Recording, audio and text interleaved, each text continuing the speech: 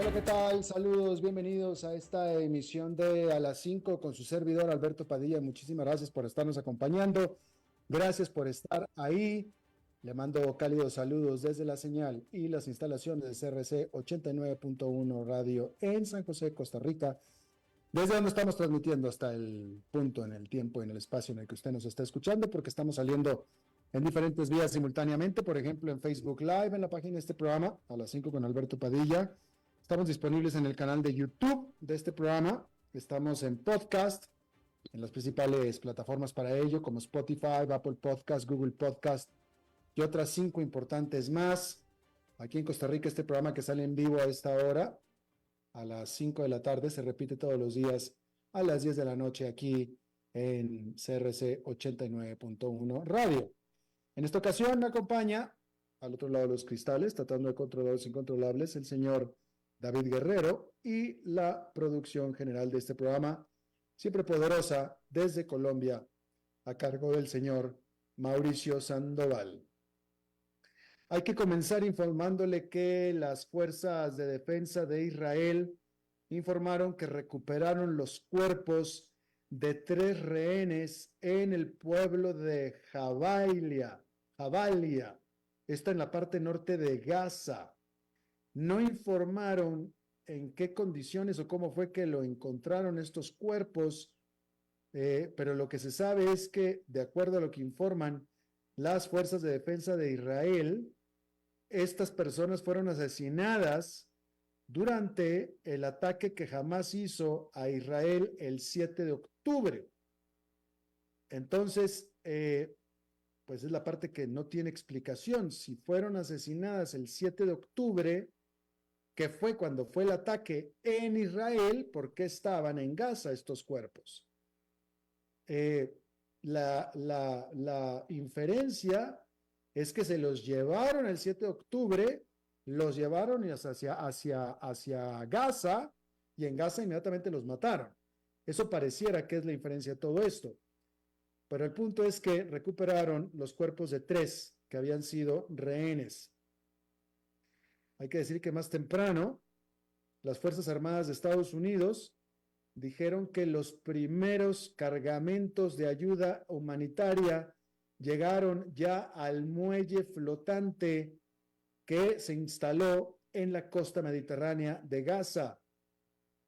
Este muelle flotante, desechable, temporal, fue construido por Estados Unidos en colaboración con otros países europeos para poder agilizar el flujo de ayuda humanitaria a esta zona en conflicto.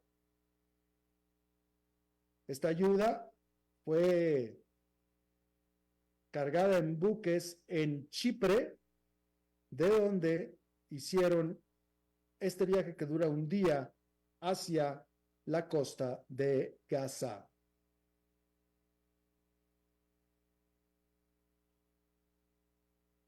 El presidente de Rusia, Vladimir Putin, dijo que su país no tiene planes de capturar a la ciudad ucraniana de Kharkiv en la parte noreste del país, pero que sin embargo su ejército estaba creando una zona de defensa en la región de Kharkiv para proteger a la frontera rusa. Las tropas rusas han avanzado 10 kilómetros dentro de Ucrania en la última semana, de acuerdo a lo dicho por el propio presidente de Ucrania, Volodymyr Zelensky. Las fuerzas tanto ucranianas como rusas han estado enfrascadas en fieras batallas alrededor del poblado del este de Ucrania, Vovchansk.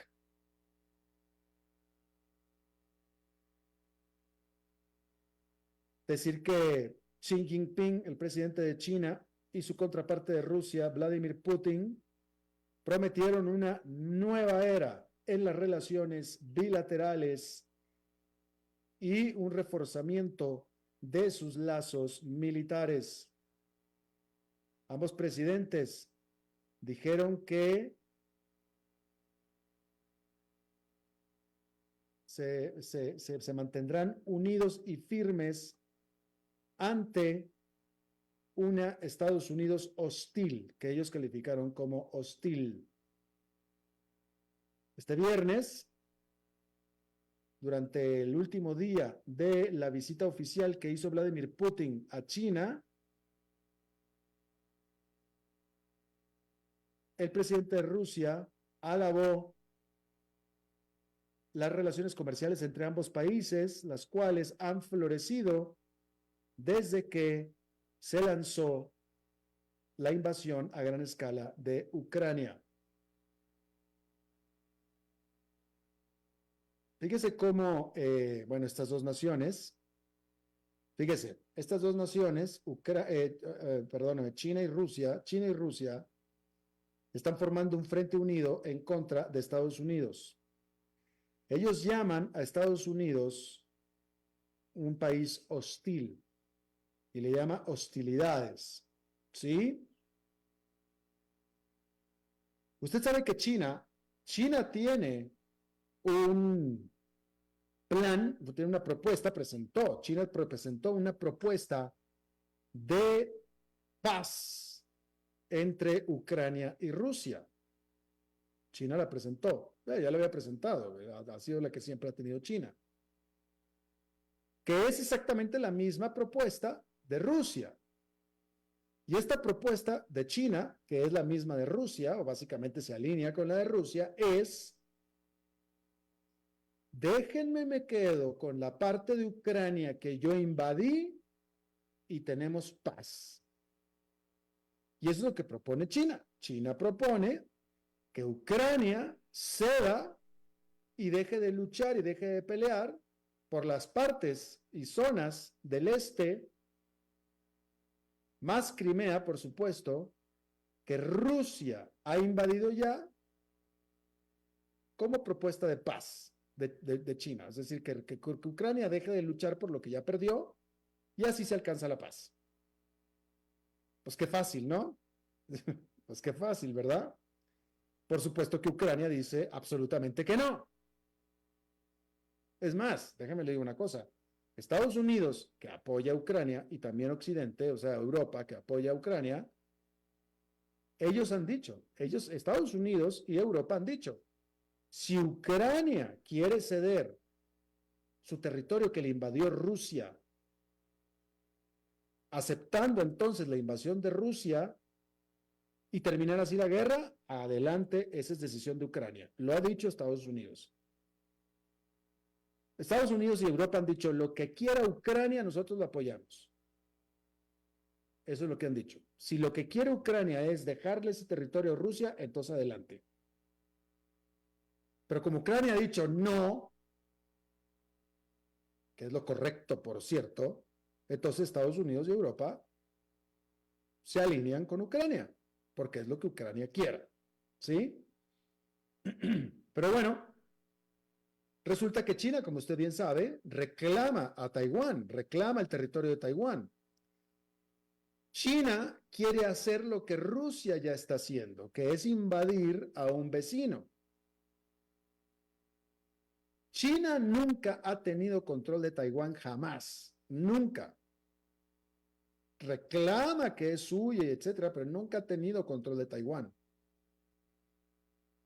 Y entonces China quisiera hacer sobre Taiwán lo que Rusia está haciendo sobre Ucrania. Y ese es el punto de unión que tienen. Y como Estados Unidos apoya a Ucrania y a Taiwán, entonces Estados Unidos es el hostil. Como tú no me dejas a mí invadir a mi vecino y quedarme con él, tú eres un hostil. Porque yo, Rusia, yo, China, tengo derecho sobre Ucrania y sobre Taiwán. ¿Por qué? ¿Qué te importa? ¿Qué te importa? A ti no te importa. ¿Qué te importa? Yo tengo derecho sobre ellos. Yo tengo derecho. Y esa es la posición de China y de Rusia. Ucrania por eso está anexando a Ucrania, perdóneme, Rusia se está anexando, Rusia quisiera anexarse a toda Ucrania. Eso es lo que quisiera. Y probablemente es lo que eventualmente va a intentar, pero por lo pronto, pian pianito, poco a poquito, de este hacia oeste. Ya avanzaron 10 kilómetros. Y Rusia dice, ¿quieres paz? Déjame, me quedo con ese territorio, no hay ningún problema. China también dice, yo propongo que se alcance la paz diciendo, no haciendo, no diciendo, sino por medio de que Ucrania deje de luchar por el territorio que ya le quitaron. Y después discutimos la paz que yo quiero, China, cuando me quede con Taiwán. Y de nuevo, Estados Unidos es el hostil. Estados Unidos es el hostil porque ayuda y se alinea con los oprimidos, literalmente.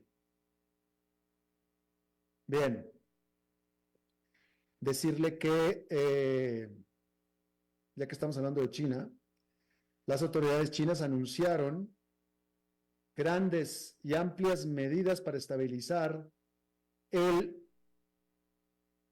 emproblemado y cada vez emproblemado y no parece mejorarse sector de los bienes raíces, sector de vivienda.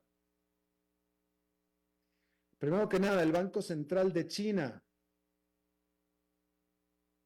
estableció una entidad financiada con 41.500 millones de dólares para ayudar a las compañías estatales a comprar propiedades, las cuales después van a ser revendidas como vivienda barata. El Banco Central de China, que es el Banco Central de China, también recortó la cantidad mínima que aquellos que están comprando una segunda casa necesitan como depósito o enganche para esta casa, del 30 al 25%. No sé qué tanto ayude, sinceramente, un 30 al 25, pero algo hay a ayudar. Y bueno, esto es para los que tienen o para los que están comprando una segunda casa.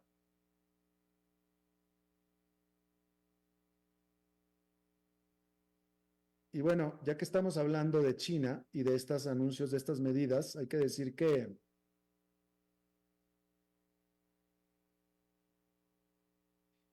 eh, fue ya hace un año, fue hace un año, exactamente, en estas fechas hace un año, cuando comenzó la economía china a dar muestras de que la reapertura que tuvo después de las draconianos cierres por la pandemia de COVID-19, esta reapertura no estaba funcionando de acuerdo a lo planeado. Casi todos los países del mundo, ciertamente sucedió con Estados Unidos, sucedió con Europa y sucedió también con los países de Latinoamérica. Cerraron por la pandemia, hubo una recesión brutal, pero en el momento en el que reabrieron, la economía tuvo un rebote. No en China no fue así. La economía permaneció deprimida. Hay que decir que después de que reportó un sólido primer trimestre, la cifra de producción industrial, de comercio y de ventas de propiedades de este abril 2023 fueron mucho más débiles que lo que se estaba esperando, lo que era el presagio a un verano de 2023 bastante complicado para la economía de China. Bueno, 12 meses después, al día de hoy, las dudas sobre la recuperación de la economía china han disminuido, pero definitivamente no han desaparecido.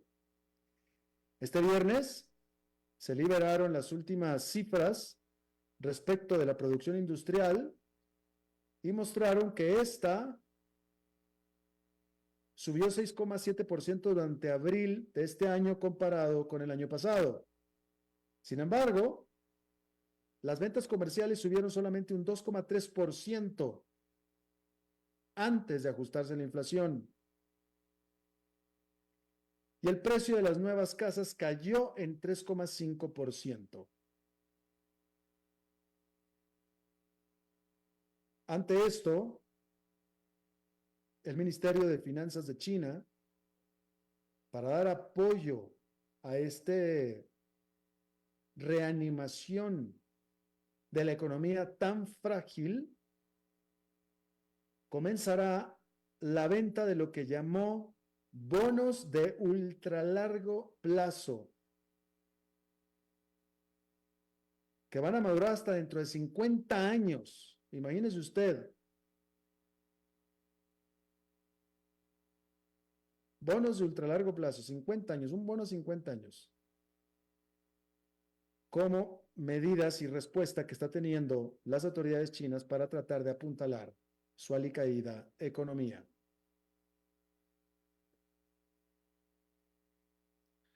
Bueno, la farmacéutica Moderna, ¿se acuerda usted de la farmacéutica Moderna? Ganó sólidamente una disputa en contra de sus rivales farmacéuticas Pfizer y BioNTech, porque Moderna alegaba que estas, Pfizer y BioNTech, se habían robado o habían copiado las modificaciones químicas en su vacuna de COVID-19 elaborada con la tecnología mRNA. La Oficina de Patentes Europea dijo que una de las patentes de Moderna, la cual ha generado demandas en varios países europeos, era válida. Se espera que las otras demandas en los otros países, ahí las empresas vayan a apelar en contra de esta determinación. Decir que las vacunas del coronavirus le ganaron a estas tres empresas, a BioNTech, Pfizer y Moderna, más de 70,000 millones de dólares solamente durante el 2022. Hay una disputa ahí entre ellas por esta, ¿usted se acuerda cuando salieron las vacunas del COVID-19 y todo el escándalo que se armó con respecto a las dudas sobre su seguridad y todo? ¿Usted se acuerda de los conspiracionistas que decían que era imposible, que no querían los antivacunas? ¿Usted se acuerda que los antivacunas, se acuerda? Que decían, yo no me vacuno con estas vacunas del COVID-19 porque es imposible que una empresa haya desarrollado una vacuna en tan solo unos cuantos meses. Es imposible, nunca se ha dado en la historia. Entonces, ¿quién sabe con qué me van a vacunar? No me vacuno. Eso era lo que decían. Lo que nunca quisieron escuchar, y si lo escucharon no lo quisieron entender, y si lo entendieron no les importó, es que la gran diferencia de estas vacunas con el resto de la historia es la tecnología mRNA, que permitía el desarrollo precisamente de vacunas de manera muy rápida. Una nueva manera de hacer vacunas. Avances tecnológicos, punto. Pero uno de los problemas de la tecnología mRNA que es que se necesitaron muchos científicos, muchas personas, muchos científicos. Y en muchos de estos casos se repartían el trabajo y como se necesitaban tantos científicos, entonces se prestaban unos a otros y unos trabajaban para ciertas empresas, otros trabajaban para otras. Y entonces a la hora, ¿quién descubrió la vacuna? Moderna. ¿Y para quién trabajaban los científicos? Bueno, Moderna les estaba pagando, pero eran empleados de otros, pero estaban contratados para hacer este trabajo. Pero también trabajaban para otras. Y entonces cuando descubrieron la vacuna, se demandaron entre todos. Porque la otra, para el que trabajaba alguno de los científicos, decía, oye, no, espérame, pero si mi científico estuvo participando ahí, entonces también me pertenece a mí. Y ahí es donde viene toda la demanda y todo el revolú con respecto a esto. Así es que tiene usted eso.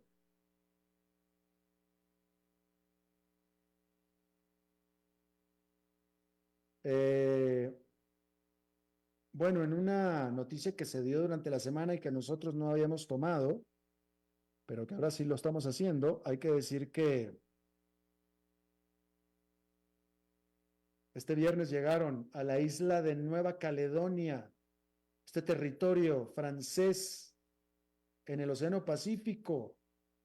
Llegaron ahí cientos de policías franceses después de varios días de grandes y violentas protestas en las que han muerto 5 personas, violentas protestas callejeras en Nueva Caledonia. Estas protestas y estos enfrentamientos comenzaron cuando el gobierno de Francia en París, al otro lado del planeta, aprobaron una ley para permitir que más franceses ciudadanos en la isla pudieran votar. A lo cual activistas pro independencia de Nueva Caledonia se opusieron argumentando que eso disminuiría el peso de los residentes originales indígenas de esa isla. Y ahí es donde, como decimos en México, se armaron los madrazos, haciendo que Francia declarara un estado de emergencia sobre esta pequeña isla de Nueva Caledonia y mandó al orden público allá. Así es que tiene usted esto. Y bueno, no sé si usted se enteró, pero en Kentucky, en Estados Unidos, se estaba llevando un torneo de golf del PGA Tour y iba a jugar el golfista número 1 del mundo en este momento, que es Scottie Scheffler. Scottie Scheffler estaba llegando al campo de golf para el torneo, conduciendo su propio automóvil. Él estaba conduciendo su propio automóvil. Al entrar a la entrada, pero era a la entrada del campo de golf, había una barrera policíaca porque había habido un accidente.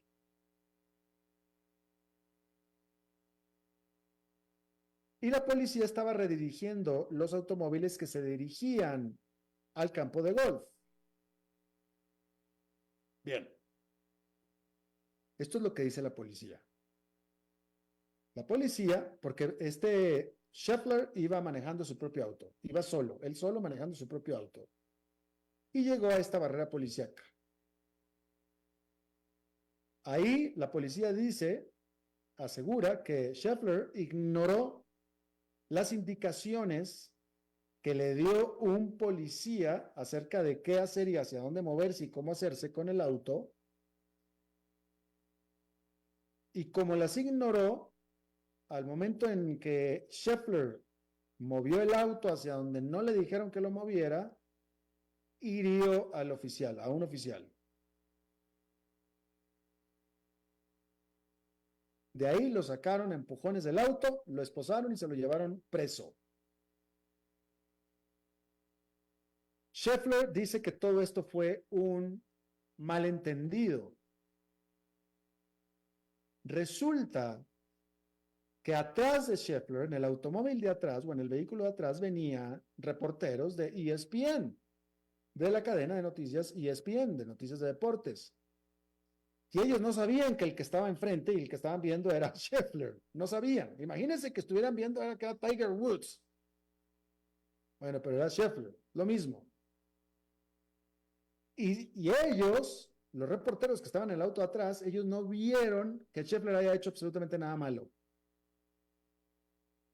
Dicen que vieron al policía que le dio unas indicaciones de que se moviera para allá, muévase, muévase, se movió, el policía se enojó, le empezó a gritar, lo sacó a empujones del auto, le dio la vuelta, lo estrelló contra el auto, le puso las manos atrás, lo esposaron y se lo llevaron. Y el policía dice que lo asaltó, Scheffler, a él.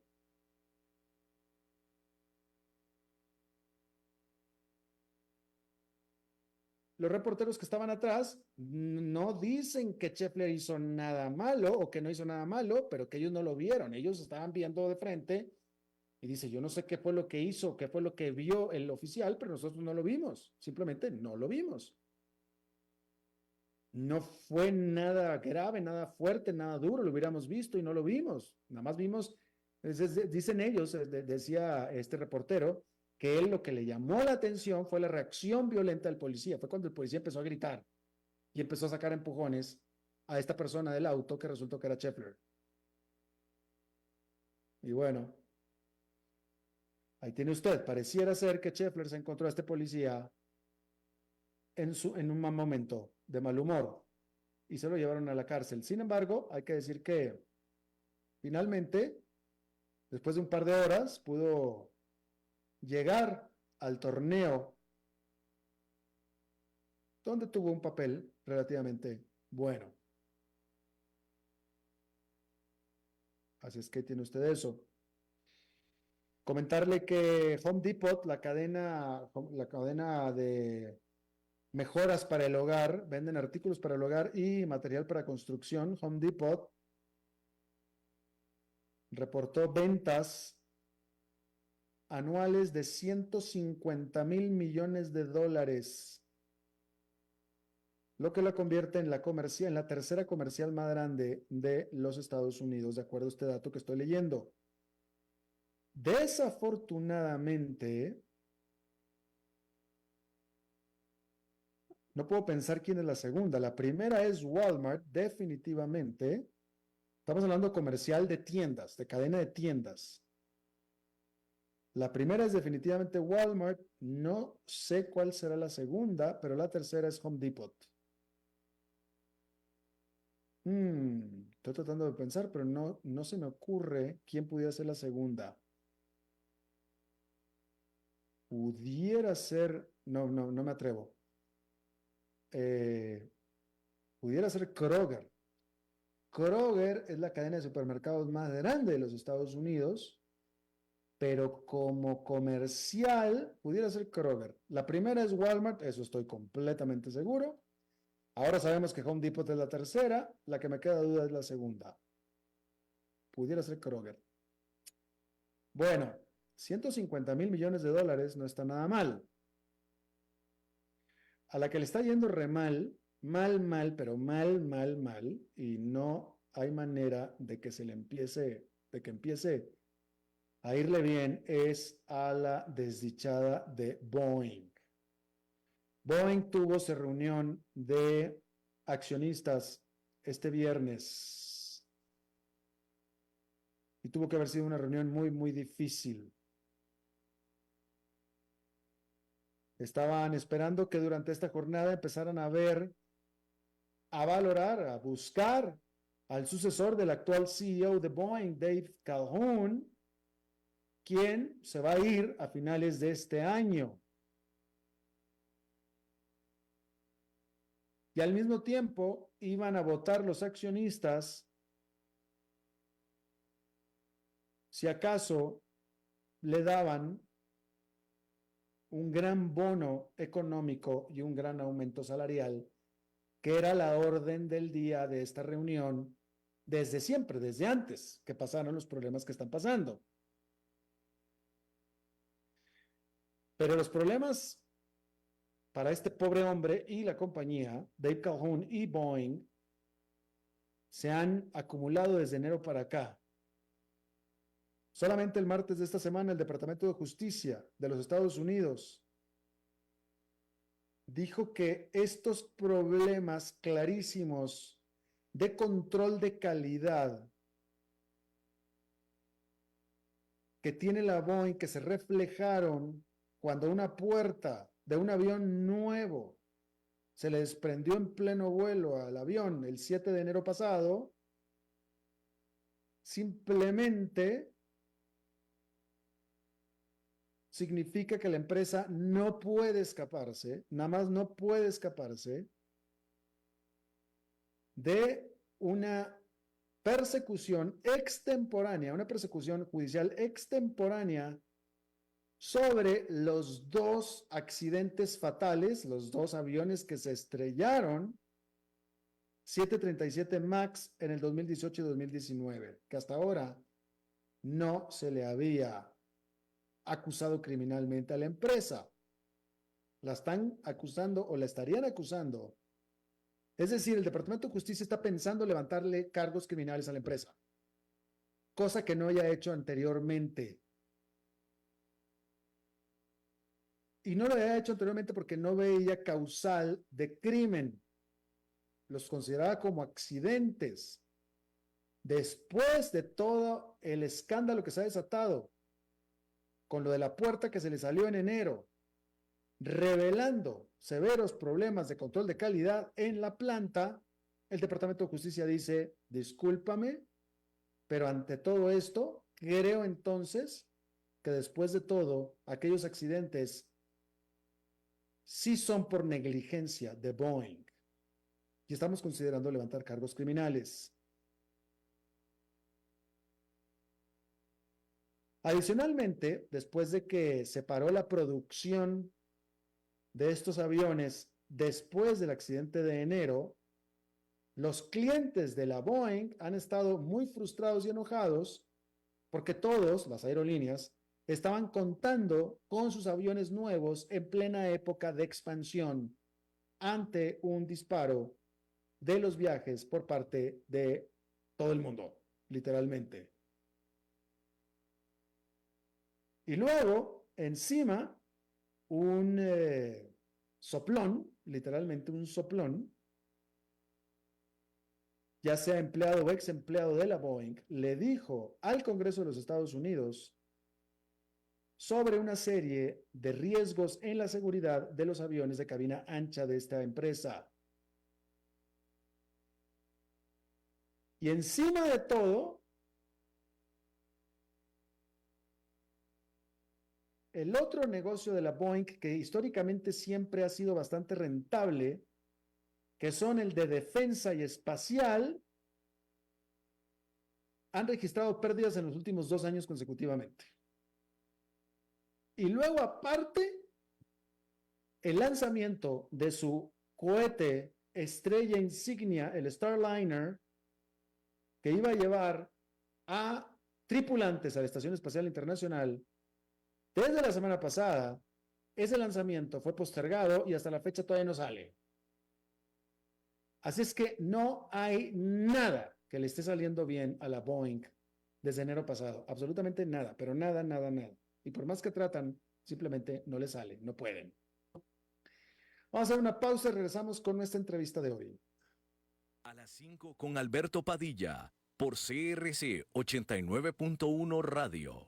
Ok, ya te has reído con nosotros, has aprendido con nosotros y nos hemos conocido más. Pero es hora de ponernos serios. El mejor momento para invertir fue hace 10 años y el segundo mejor momento para hacerlo es hoy. Entra a transcomer.com, convertite en un inversionista y transforma tu destino. Transcomer, puesto de bolsa de comercio. Construyamos juntos su futuro. Somos expertos en eso. ¿Aló? Amiga, ¿cómo estás? ¿Aló?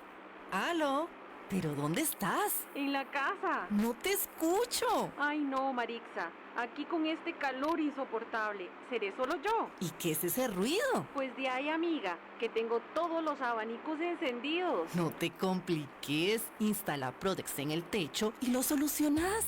Soluciona el calor de tu casa con el aislante térmico Prodex, el único que te da confort, es duradero, certificado y te da confort garantizado. Es Prodex. Contáctanos en www.prodexcr.com.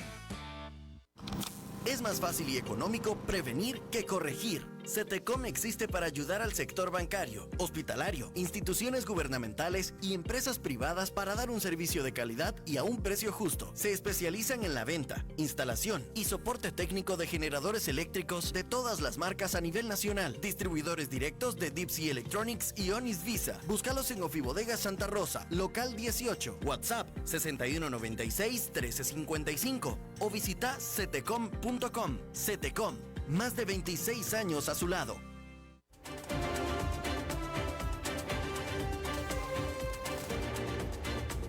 Seguimos escuchando a las 5 con Alberto Padilla. Muchas gracias por continuar con nosotros. Esta semana, el medio Bloomberg Línea, en español, en su versión en español, sacó un informe muy interesante acerca de la gente rica de Latinoamérica, los millonarios, que están y que han elegido salir de Latinoamérica para vivir en otros países. Vamos a hablar en un momento con el autor de este interesante informe.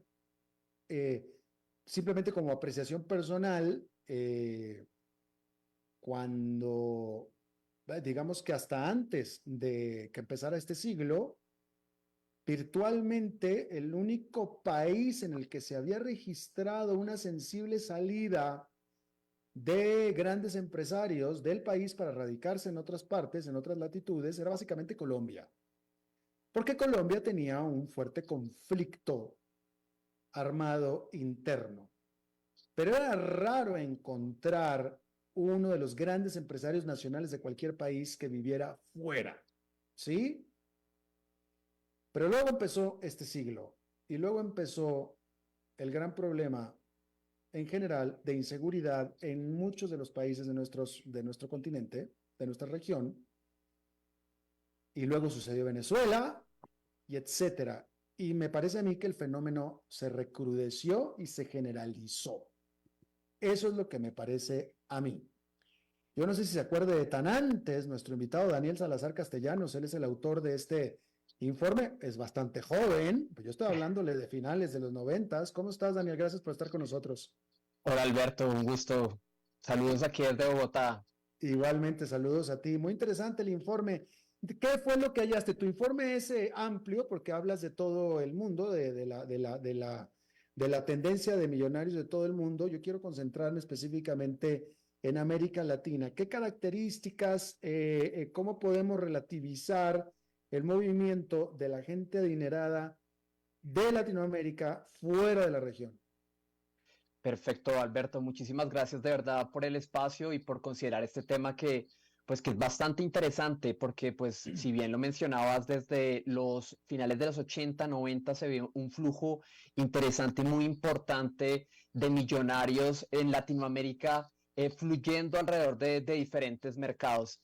En especial, en estos últimos años también vemos un fenómeno particular. Entendemos que los datos que consultamos nos muestran que este es el ciclo más amplio en el que los millonarios globalmente están migrando. Desde el 2013 nunca se habían registrado, por lo menos desde 2013 no se habían registrado cifras tan altas en cuanto al tema de migración de millonarios global, para primero ponerlo en este contexto, digamos lo más amplio, con 128,000 personas que podrían, digamos, de alto patrimonio. Estamos hablando puntualmente de personas con un capital invertible igual o superior a $1 millón.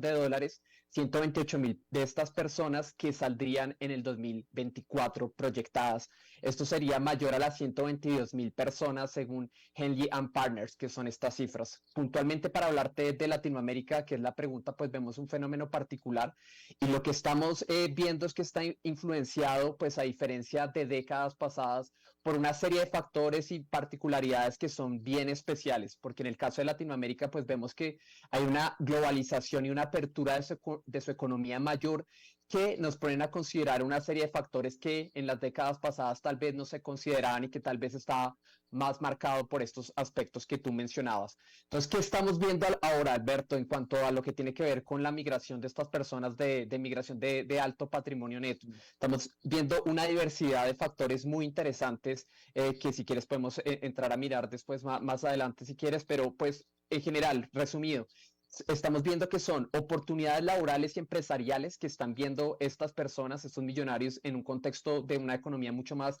abierta y globalizada. Están viendo también una serie de factores políticos que siguen siendo igualmente importantes. Entonces, sí es a considerar un factor tanto el político y el de seguridad. Entonces, vemos también que hay preocupaciones financieras y el tema de una búsqueda de democracias quizá más arraigadas. El tema de tributario, el tema de impuestos, se están fijando en el tema de los impuestos sobre plusvalías y el impuesto directamente a las sucesiones, que son factores bien importantes para los grandes patrimonios a considerar. El tema sanitario de jubilación, que para los grandes patrimonios también es bien interesante, bien importante, y también otros factores que son pues novedad en cuanto a este escenario, que es el estilo de vida, que son factores que están empezando a considerar. Hablamos del tema del clima, todo el tema de la crisis climática es un factor que también los millonarios están considerando, el tema de la contaminación, los espacios, digámoslos, con los que cuenten, la naturaleza, y también un factor que también llama la atención y es que también piensan en sus familias, estos altos patrimonios, obviamente es un factor a considerar. Hablamos de, por ejemplo, las oportunidades de escolarización que tengan sus hijos, hablamos de esos factores principalmente. Interesante también. Oye, pero dime una cosa,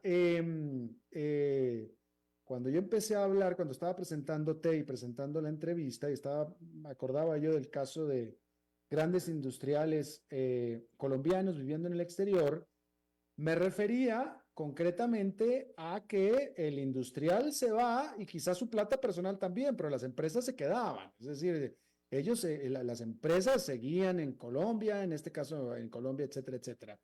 En esta ola que tú estás describiendo, ¿se va el empresario y se lleva toda su plata y todos sus activos?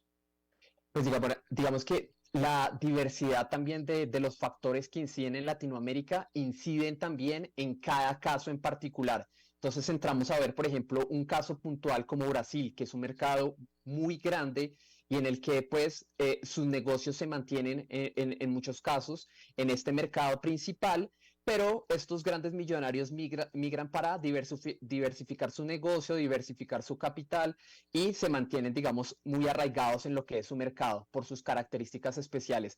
Ya vemos también una serie de factores, digamos, lo que lo hemos entrado a analizar muy directamente en Bloomberg Línea de todo lo que está sucediendo con mercados muy particulares en un entorno de alta inflación, altas tasas de interés que están impactando a mercados particulares. Vemos el caso, por ejemplo, de Argentina, que el tema de la depreciación también les ha llevado a diversificarse también fuera, también en el caso de Colombia, con el caso de la inflación y con la cercanía de los mercados como Estados Unidos, con obviamente el tema de la violencia siempre en los 90 impactó, sigue siendo un factor obviamente a considerar todavía hay una fuga de capitales que se debe considerar importante. Obviamente tenemos el caso de Venezuela, que es uno de los casos quizá más emblemáticos en la región, es decir, cada mercado tiene su particularidad, pero sí existe en ciertos mercados una fuga de capitales que es importante también considerar y entender, digamos, en el contexto de estos mercados. Pero también qué pasa, y en ese contexto de la globalización económica y de esta apertura de mercados que vemos que es importante, pues vemos empresarios que se abren intrarregionalmente y crean historias de negocios súper exitosas. Hablamos, por ejemplo, del caso de David Vélez, que creó el mayor banco digital de Latinoamérica fuera de su país, de Colombia, lo creó en Brasil, y hace parte de este contexto de apertura y de disponibilidad, digámoslo, de tamaño de mercados que le facilitan, hablando directamente del caso de los grandes capitales en startups y en empresas emergentes, crear negocio en unos mercados más grandes y quizá de mayor oportunidad. Hablamos directamente de México, hablamos de Brasil, que se abren de forma interesante para que estos millonarios creen negocios nuevos y lleven su capital a esos entornos. Claro, claro. Y en una reflexión, Daniel, que hago, pues no nada más contigo, porque no quiero comprometerte necesariamente para que comentes al respecto, pero una reflexión que estoy teniendo, al menos con el público, es que cuánta gente en América Latina piensa que si tan solo fueran millonarios o si tan solo obtuvieran plata, su circunstancia y su felicidad cambiaría muchísimo. Y acá estamos viendo evidentemente que muchísima gente en América Latina son millonarios o se hacen millonarios. Uno supondría que entonces se les arregla la vida y hemos visto y estamos viendo que de su definición de arreglar la vida es me largo de aquí. Yo pudiera como millonario tener la mejor vida disponible en este país en el que me encuentro, pero sin embargo no me interesa de todos modos, yo me voy, no me quedo aquí de todos modos. Y eso me parece Claro. bastante interesante, ¿no? Claro, me parece que es un punto demasiado interesante porque los factores que entramos a analizar precisamente en este reportaje en Bloomberg Línea es que no solamente es un factor a considerar el maximizar el capital, sino empieza a ser cada vez más importante, pues ese tema de la calidad de vida y ese arraigo cultural que las personas quieren encontrar fuera de su territorio, más allá de factores políticos y de riesgos de inversión que consideren. Entonces, ese factor, por ejemplo, el factor del clima, me parece que es un punto interesante, ya digamos lo que se considere el factor del clima o el factor de las condiciones de su familia o dónde están las mejores condiciones de jubilación, no solamente en ese plan de cómo maximizo mi riqueza, cómo soy más rico, sino dónde puedo hacer que mi riqueza también genere más valor para mí como empresario, como líder. Y entonces eso es un aspecto pues que digamos lo que es novedoso en esta tendencia de este siglo frente a esa ruptura que se marca digamos de condiciones pasadas que marcaban esas migraciones de millonarios más marcadas por otros factores quizá más relacionados con lo que mencionabas en la introducción, que también es una gran realidad. Claro. ¿Qué país de América Latina, cómo podemos relativizar qué país de América Latina es el que más cantidad o porcentaje de gente rica ha exportado o han salido de ahí?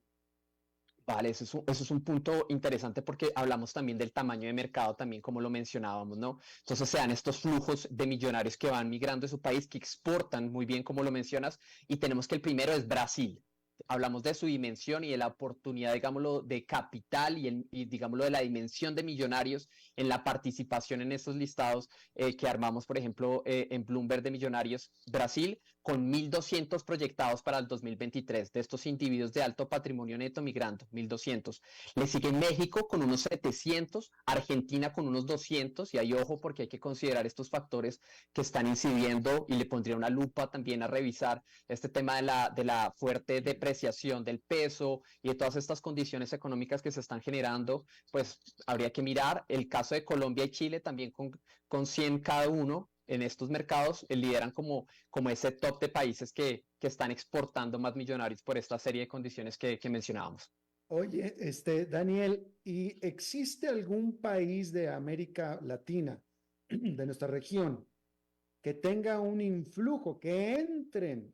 Bueno, es decir, es más, déjame te lo pregunto de esta manera. ¿Todos los millonarios que salen de América Latina, todos salen hacia afuera de Latinoamérica o hay algunos que se quedan dentro de Latinoamérica? Pues hay unos movimientos intrarregionales que son importantes, en los cuales, digámoslo, hacen ese caso como el que lo mencionábamos, que de un colombiano migrando a Brasil para crear un gran negocio. Entonces, esos movimientos intrarregionales son bien interesantes y son bien importantes. Pero curiosamente, por ejemplo, de estos datos pues, que recoge Linear Partners y que nosotros hemos entrado pues, a analizar con una serie de analistas, pues nosotros en Latinoamérica no estamos entre los mercados receptores globalmente. Es decir, nosotros no estamos importando y no estamos siendo tan atractivos en esa competencia global por atraer el gran flujo del capital. Eso nos abre grandes interrogantes, ¿no? Porque en un momento en el que muchos mercados están creando sus visados dorados para atraer el capital, para llamar a estos millonarios también o a estos trabajadores remotos que también reciben altos ingresos en dólares o en monedas extranjeras y que quisieran llegar a otros mercados a instalarse, pues tenemos que preguntarnos si estamos creando las condiciones para que estas personas realmente pues se instalen acá. Vemos el caso de Emiratos Árabes Unidos con su visado dorado que está trayendo, o también el caso de Portugal que está con un tipo de visado para inversionistas para que las personas se queden allí, o trabajadores remotos. Entonces esa es como la gran interrogante, perdón. De hecho, los países que más recibieron millonarios en este contexto, con base en estas cifras, hablamos que fueron Australia con 5.200, Emiratos Árabes Unidos con 4.500, Singapur con 3.200 y Estados Unidos con 2.100. Son países que por lo general alientan pues directamente esta inversión extranjera y están creando estos programas formales especializados en todos los temas de migración e inversiones. Son mercados que son propensos a crear estas condiciones y esa pues sigue siendo como nuestra gran deuda en Latinoamérica. ¿Y a dónde se están yendo los latinoamericanos? Bueno, los latinoamericanos también tienen una diversidad, digámoslo, de mercados que pueden ser históricos en cuanto a los temas de migración y que siempre han estado ahí en el radar de todo lo que tiene que ver con estos temas. Principalmente Estados Unidos es un mercado históricamente relevante para los grandes capitales. Obviamente el estado de la Florida en todos los temas que tienen que ver con migración, el tema del mercado inmobiliario ha estado muy activo con todas las migraciones de los latinos. España, obviamente, por el tema del idioma se facilita, culturalmente también hay un arraigo importante ahí.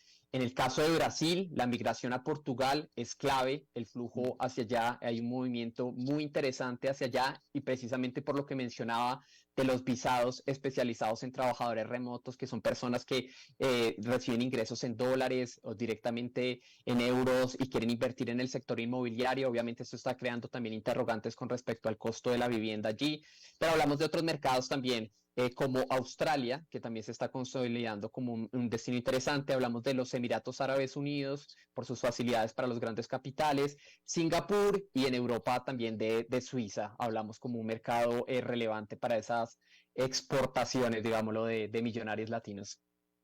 Daniel Salazar Castellanos, colega periodista, autor de este informe muy interesante en Bloomberg Línea en español. Te agradezco muchísimo que hayas charlado con nosotros esta tarde. No, muchísimas gracias a ustedes por el espacio y acá siempre disponible. Un abrazo y saludos desde acá. Muy amable, igualmente para ti hasta allá. Y bueno, siendo viernes, vamos a despedir esta emisión y esta semana hablando de bienestar. Literalmente bienestar y puras cosas positivas con nuestra muy buena amiga Mafa Moya. Mafa. Feliz viernes, querido Alberto. La invitación para cerrar esta semana y reflexionar este fin de semana es realmente quiénes somos como humanidad, quiénes somos como personas, en qué nos hemos convertido. Invitarlos a pensar en qué momento se nos olvidó que somos amor puro e incondicional cuando nacemos. Es como si se nos hubiera olvidado que venimos como con una chispa divina cuando nacemos, como por ponerles esa imagen en la mente a quienes nos escuchan. Pero realmente y verdaderamente somos esa chispa divina. Somos genuinos, auténticos, sin miedo, amando, apasionados con lo que hacemos cuando somos niños, curiosos, creativos, espontáneos, sinceros. Cuando uno ve a un par de niños que no se conocen en el parque, simplemente uno le dice al otro, jugamos, y se cogen de la mano y juegan y no tienen juicios, no importa de qué color, qué olor, qué tamaño, qué origen, no importa nada. Es una entrega total y absoluta de amor. Y creo que eso es lo que le hace falta a la humanidad. Vamos creciendo con verdades absolutas para cumplir expectativas que nos ponen o expectativas de otros, cumpliendo ese checklist, estudia, gradúate, haz lo que tu papá hizo o lo que tu mamá te dice que tienes que hacer, cásate, ten hijos, ten la casa, el carro, la beca, el perro, y al final terminamos estando como en piloto automático, olvidándonos cuáles eran esos sueños, cuáles eran nuestras verdaderas esencias para poder venir a gestionar nuestras emociones sin miedo. Parece que lo normal, Alberto, es como vivir con miedo, con ansiedad, vivir cumpliendo las expectativas de otros y olvidándonos realmente que hacerlo y no ser genuinos, auténticos, nos invita a repetir patrones activando el dolor una y otra vez en piloto automático. Y es precisamente lo que tenemos que dejar de ser. Tenemos que volver a ser genuinos, volver al origen, de ser tan sinceros y honestos, de elegirnos a nosotros primero, a no volver a mentirnos y engañarnos, porque es que ahora como que sufrir o decir que uno está triste es pecado, porque entre esto de estar estresado y normalizarlo, la gente tiene que aparentar también no sentir, no llores, despreocúpate, todo va a estar bien, y sí, todo va a estar bien, pero también tenemos derecho a experimentar esas emociones y sentimientos porque somos humanos y como humanos tenemos que gestionar eso, pero sintiéndolo, no negándolo. Creo que para ver nuestra luz tenemos que ver nuestras sombras y tenemos que saber realmente quiénes somos en este momento como humanidad. Nos duele a veces dar porque siempre estamos exigiendo o recibiendo. O si al contrario nos cuesta recibir, es porque estamos con un ego impresionante que todo lo tenemos que hacer nosotros o todo lo que hacemos nosotros es mejor que lo que hacen los demás. Hemos perdido como el juicio, el equilibrio, los sanos límites, la alta vibración. Y es como lo que quisiera que este fin de semana la gente se preguntara, ¿qué tan sostenible es que yo siga como estoy? ¿Realmente eres feliz? ¿Realmente estás victimizándote, esclavizándote? ¿O eres co-creador, administrando tu cuerpo, tu mente, tu espíritu? ¿Realmente tienes sanos equilibrios? ¿Qué tanto logras entender lo que tu cuerpo te dice? ¿Te estás nutriendo bien? ¿Te estás alimentando bien? ¿Estás sacando espacios para ser la persona que quieres ser? ¿Y estás dejando el legado sin apegos, sin miedos, sin violencia, sin esclavitud, libre, consciente y coherente que quieres venir a ser? Salgámonos de esa creencia de que todo tiene que ser como nos han dicho y volvamos a hacer luz. Todo lo que se necesita es volver a ese origen, volver a reconocer sin prejuicios, separarnos del ego y volver a ser amor. Pensar sin juzgar, discernir, es lo que necesitamos. El que abandona la propia carga empieza a cargar lo ajeno. Entonces es importante saber qué es lo que realmente tenemos que cargar y cómo lo debemos liberar para no seguir cargando lo que no nos corresponde. A veces es difícil. Amor es una consecuencia de sacar el ego del deseo y mantenernos en el amor, en la energía de reconocernos y de no controlar, de no esperar nada a cambio, de ser genuinos, auténticos. Y creo que ese sentir es el que le está faltando a nuestras sociedades, a nuestras familias. Así que concluyo este mensaje invitándolos a que vuelvan a su verdadero propósito, y ese propósito sale desde el corazón y no desde la razón. Cada presente es único, cada momento es único y no vuelve, así que valora tu día, valora tu vida y suelta todos los miedos para volver al origen de ser feliz. Feliz fin de semana. Excelente reflexión, Mafa Moya, te lo agradezco muchísimo, gracias, muchas gracias. Ella es Mafa Moya, la pueden encontrar en redes en @Mafa Moya, Moya con Y, @Mafa Moya. Y bueno, eso es todo lo que tenemos por esta emisión de A las 5 con su servidor Alberto Padilla. Muchísimas gracias por habernos acompañado. Espero que termine su día en buena nota, en buen tono, que tenga muy buen fin de semana y nosotros nos reencontramos en la próxima. Que la pase muy bien.